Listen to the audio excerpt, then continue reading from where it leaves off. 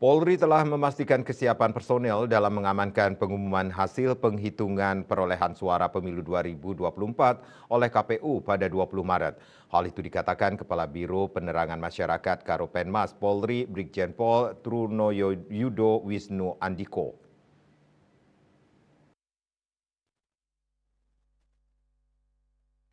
Menurut Trunoyudo di Jakarta dikutip dari kantor berita Antara, personel gabungan ini disebar mengamankan sejumlah objek vital penyelenggara pemilu seperti kantor KPU, Bawaslu, Dewan Kehormatan Penyelenggara Pemilu DKPP. Terkait pengamanan ini, kata Trunoyudo, Polri telah menerima permintaan bantuan pengamanan yang disampaikan langsung oleh KPU RI. Pengamanan ini, lanjut dia, merupakan bagian dari Operasi Mantap Barata 2023-2024 yang sedang dijalankan oleh Polri dimulai sejak 19 Oktober 2023 sampai dengan 20 Oktober 2024. Mantan Kabid Humas Polda Metro Jaya ini menyebut meski terjadi aksi unjuk rasa selama 3 hari berturut-turut di sekitar gedung KPU RI, situasi keamanan dan ketertiban masyarakat di tanah air, khususnya ibu kota Jakarta dalam keadaan kondusif.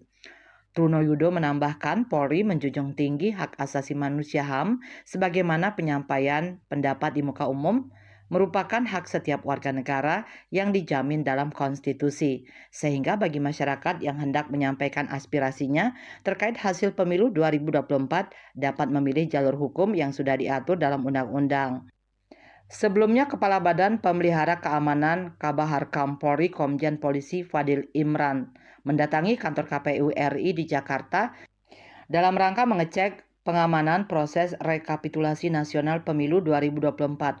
Fadil memastikan kesiapan pengamanan rekapitulasi nasional sebagai wujud dan komitmen Polri dalam mengamankan dan mendukung penyelenggaraan pemilu 2024 yang aman damai. Sementara itu dari KPU RI proses rekapitulasi yang sedang berjalan hingga hari ke-20 KPU sudah mengesahkan 33 dari 38 provinsi di Indonesia. KMB Bali Pos melaporkan.